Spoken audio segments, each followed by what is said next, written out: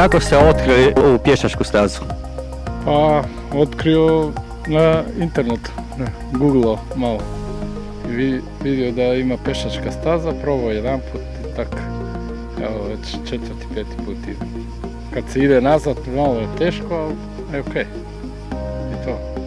Inače lijepo, prođe se, vidi se i tak.